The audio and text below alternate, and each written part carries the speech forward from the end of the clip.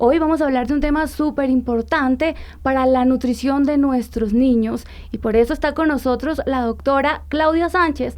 Ella es gastropediatra de la Universidad del Salvador. Bienvenida, doctora, a nuestro canal de YouTube. Muchas gracias, Laura, por la invitación. Bueno, doctora, para empezar, quisiera que habláramos de qué tan importante es la nutrición infantil en nuestros niños. Es una pregunta muy interesante, Laura, porque la nutrición pediátrica, la nutrición en esta primera etapa de la niña de los niños es una ventana de oportunidad. Los primeros 2 años, no solamente el niño necesita dentro del manejo integral la atención, el cariño, el estímulo, sino que la nutrición da esos componentes fundamentales y básicos para el crecimiento, para el desarrollo cerebral. Es lo que permite que, estando nutricionalmente adecuado, el niño vaya alcanzando esos hitos de crecimiento y de desarrollo que le van a permitir alcanzar todo su potencial, llegar a tener todas las habilidades que puede adquirir. Bueno, hay algo súper importante en los primeros años de vida, es que hay muchas madres que no saben qué darles, cómo decirle a esas madres qué alimentos deben eliminarse o evitarse para que tengan una buena nutrición. Bueno, en cuanto a la alimentación de los niños en los primeros años, la primera recomendación de oro es la lactancia materna. Es el mejor alimento que puede recibir cualquier bebé, no solamente por sus componentes nutricionales, las proteínas, los lípidos que dan como la base desde el punto de vista nutricional, sino todos los componentes bioactivos que tiene la leche humana que garantizan un buen funcionamiento, por ejemplo, del sistema inmune. Entonces tiene inmunoglobulinas, tiene prebióticos como los oligosacáridos de la leche humana que permiten y que facilitan, por ejemplo, una microbiota saludable que incluye no solamente en el sistema inmune, sino también el desarrollo de una buena salud digestiva. Luego, en el momento en que me preguntas, por ejemplo, en relación a los alimentos que se deben incluir o excluir, entonces la lactancia materna debe ser exclusiva hasta los 6 meses de edad. Después de eso, nosotros podemos empezar con la alimentación y se debe empezar con la alimentación complementaria, donde no se recomienda excluir específicamente ningún alimento, al contrario, mientras más diversa sea esa alimentación complementaria, mientras más le permitamos al niño explorar sabores, texturas, recibir proteína de alta calidad, más segura va a ser esa etapa de la nutrición para los niños. Doctora, hay mujeres que no pueden lactar en el momento. ¿Qué pueden hacer esas mujeres en ese caso? Son muy pocas las oportunidades o digamos las condiciones clínicas y médicas que impiden la lactancia. Siempre que esto pasa, pues nosotros les aconsejamos que estén muy acompañadas de sus profesionales de la salud para que tengan el mejor soporte. Ahora, hay condiciones, digamos, ya más allá de las enfermedades o de las indicaciones médicas en las cuales no se puede dar lactancia materna, donde no se logra una lactancia exitosa, y acá, además de acompañarse con un profesional de la salud para entender cuál es la mejor opción para los niños, que en general son fórmulas lácteas adaptadas para los niños lactantes, porque tienen una composición desde los macro y los micronutrientes que van a llenar todos estos requisitos nutricionales para un buen crecimiento, pero acompañado siempre esa decisión de su profesional de la salud.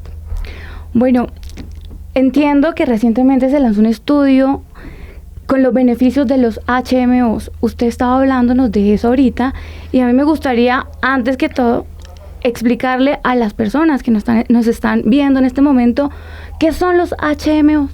Bueno, los oligosacáridos de la leche humana, y esa es la sigla en inglés por la cual se les conoce, son unos prebióticos que están en la leche humana y que van a facilitar la alimentación de una microbiota saludable. Entonces favorecen la salud digestiva porque permiten que las células del intestino tengan una buena adhesión, facilitan una buena permeabilidad, salud digestiva, modulan el sistema inmune y facilitan, también incluso se han mostrado beneficios a nivel de neurodesarrollo. Este estudio del que me hablas es un estudio muy interesante porque, claro, comparan una fórmula sin los oligosacáridos de la leche humana versus una fórmula con oligosacáridos de la leche humana.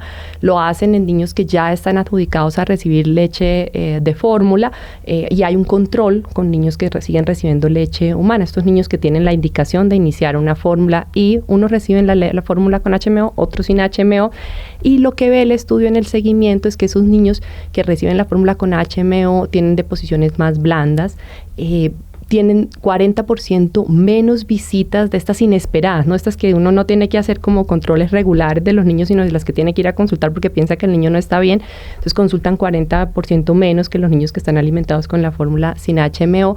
Y en el total de días de enfermedad, los primeros 6 meses de vida tienen 3.4 días menos de enfermedad comparado con los que reciben la fórmula sin HMO.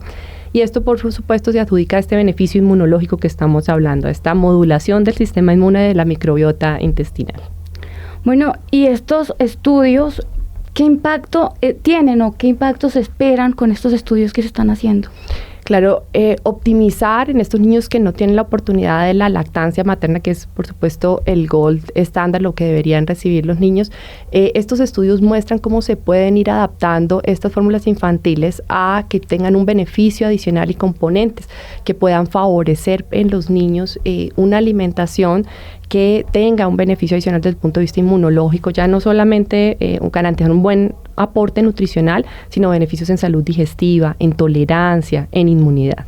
¿Qué pasa si un niño no tiene una buena alimentación? ¿Qué pasa con su nutrición? ¿Qué pasa con su sistema inmune? Una pregunta muy importante, porque cuando un niño no tiene una buena nutrición, lo que va a pasar es que ese potencial de desarrollo se trunca. Y esta posibilidad o esta desnutrición, esta malnutrición en los primeros años, y no solamente tiene que ver con el peso y con la talla, sino también con el déficit de micronutrientes, por ejemplo, el déficit de hierro, la anemia, pues puede determinar que el desarrollo neurológico, toda esa capacidad de adquirir habilidades se vea truncada, así como el peso, la talla y las habilidades motoras. ¿Cómo manejar un tema con un niño rebelde, con un niño que no quiere comer verdura, fruta o que no quiera comer nada saludable? Entonces, fíjate que esa ventana de oportunidad también de la que estamos hablando en esta época de la nutrición empieza desde la alimentación complementaria. Cuando nosotros nos hacemos conscientes de que en ese momento podemos enseñarle al niño diversidad, diversas texturas, sabores, ¿cierto? Entonces, es una ventana de oportunidad para introducir estos sabores que pueden ser problemáticos quizá en el futuro, pero más adelante es muy importante motivar a las mamás a buscar diferentes presentaciones de estos alimentos. A veces decimos, no, es que le ofrecí y ya no quiso y no le volví nunca más a ofrecer porque es que no le gusta una cosa y no le gusta otra. Y es que siempre el probar algo nuevo, algo diferente en los niños puede ser un reto, lo cual no significa que no le vaya a gustar o que no lo vaya a recibir. Es probar varias veces, cambiar la presentación, ponerlo en formas divertidas y sobre todo la insistencia, ¿no? Presentarlo más de una vez en general les ayuda muchísimo a que al final, desde el olor, desde el sabor, desde la textura, van aceptando estos nuevos alimentos. Pero es muy importante también la familia, ¿no? ¿Qué ves tú en tu entorno que comen? Porque si yo nunca veo esos alimentos que me estás tratando de dar en tu plato, no lo permito, pues va a ser más difícil. Y la otra cosa muy importante es permitirle a los niños que exploren con todos los sentidos. A uno le parece que lo único que pueden hacer con el alimento es ponerlo en la boca. A veces uno necesita que lo tomen con sus manos, que lo sientan, que lo huelan, y todo esto facilita la recepción de nuevos alimentos. Y usted, como gastroenteróloga, ¿cómo poder hacer que a un niño le guste mucho la verdura o que le guste la fruta? ¿Cómo darle la verdura y la fruta a un niño que no le guste? La primera indicación, la primera recomendación es que la coman en familia, es decir, que sea compartido, ¿no? Esto de presentar la alimentación en ese momento familiar tan maravilloso que es la alimentación, porque yo creo que la alimentación, además de todo este beneficio nutricional del que estamos hablando, tiene ese componente de cariño, de amor, de buenos momentos cuando el momento de la alimentación es adecuado. Muchas veces la tensión de querer que se coma un alimento genera esa tensión entre el niño y la madre, o entre el niño y el cuidador, porque es que le voy a dar esto que ya sé que no le gusta, y entonces ya estamos tensionados antes de empezar esa relación. Entonces, parte de lo que puede ayudar es divertirse, tomar estos momentos como una posibilidad de compartir con el niño, de ayudarlo a explorar, pero tiene que explorarse desde también el gusto de la persona que lo acompaña o de la familia en el entorno en el que está. Bueno, me gustaría que nos enfocáramos un poquito porque hay muchas preguntas sobre los mitos de la leche materna, muchas personas tienen muchas dudas sobre esto, y pues antes de preguntarle unas cositas, salimos a las calles a hablar con varias mamás que le van a hacer varias preguntas sobre qué mitos tienen sobre la leche materna. Mi pregunta es, ¿qué tan cierto es que una mujer mientras esté lactando no hay necesidad de utilizar ningún método de planificación? Bueno, mira, la primera indicación es que siempre este tipo de decisiones deben estar acompañadas del profesional de la salud. No hay, en relación a la planificación familiar durante el periodo de lactancia, es importantísimo entender que los ajustes que se deben hacer tienen que ir en relación a la lactancia, por ejemplo, entender qué medicamentos puedes utilizar mientras estás lactando y en esto acompañarte del profesional de la salud. Porque, digamos, este tipo de prácticas en un consejo no son generales para todas las personas. Bueno, vamos con el siguiente video. ¿Cómo sé que mi hijo está siendo bien amamantado? La segunda es cómo sé que estoy produciendo suficiente leche para que mi hijo quede bien alimentado. Esta pregunta es maravillosa y quiero decirles a las mamás primero que lo que tienen que tener es mucha confianza que su leche es el mejor alimento para sus hijos. Y en ese escenario, el que el niño esté creciendo bien, que tenga buen peso, que tenga buena talla cuando lo llevan a los controles con su pediatra, que quede satisfecho, que coma y quede contento, es parte de lo que habla de la producción de la leche humana. En general, las mujeres sienten y hay una cosa muy importante y es que al principio de la lactancia hay mucha producción de leche y cuando empieza a acoplarse a la producción que realmente el niño necesita, baja un poco la sensación de llenura en los senos y las mamás pueden pensar, ya no estoy produciendo suficiente. Mientras el niño está creciendo bien, ganando bien peso, esté tranquilo, duerma bien, haga bien deposición y orine bien, estén tranquilas, hay suficiente leche y es adecuada para su bebé.